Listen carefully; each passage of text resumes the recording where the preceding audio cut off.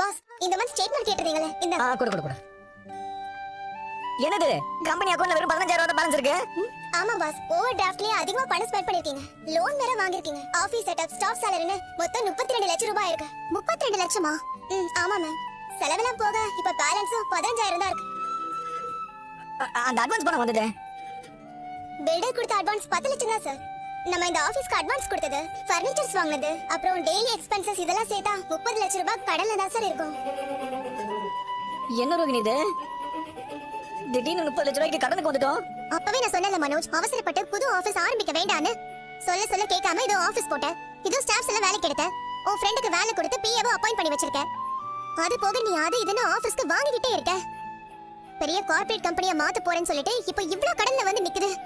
Sister, எல்லாம் ஒரு future investment தானே சிஸ்டர்.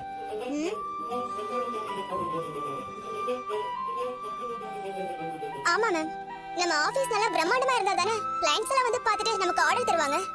இந்த காலத்துல இப்படி எல்லாம் பண்ணாதானே நம்மள நம்புவாங்க. அது சரி, இப்ப கடன் அதிகமா போயிட்டு இருக்குல்ல, புதுசா நிறைய ஆர்டர் வரதானே போகுது மேடம். இப்ப இந்த மாசம் லோன் அமௌண்ட் கட்டவே நம்ம கிட்ட காசு இல்ல. ரோகிணி, இவ்வளவு பிளான் பண்ணனா இத நான் யோசிக்க மாட்டேனா? நீ அந்த பில்டர்ஸ் மேடம்க்கு கால் பண்ணி அடுத்த பேமெண்ட் கேளு. என்னாச்சு? ரிங் போயிட்டே இருக்கான, போன் எடுக்கவே மாட்டேங்கிறாங்க.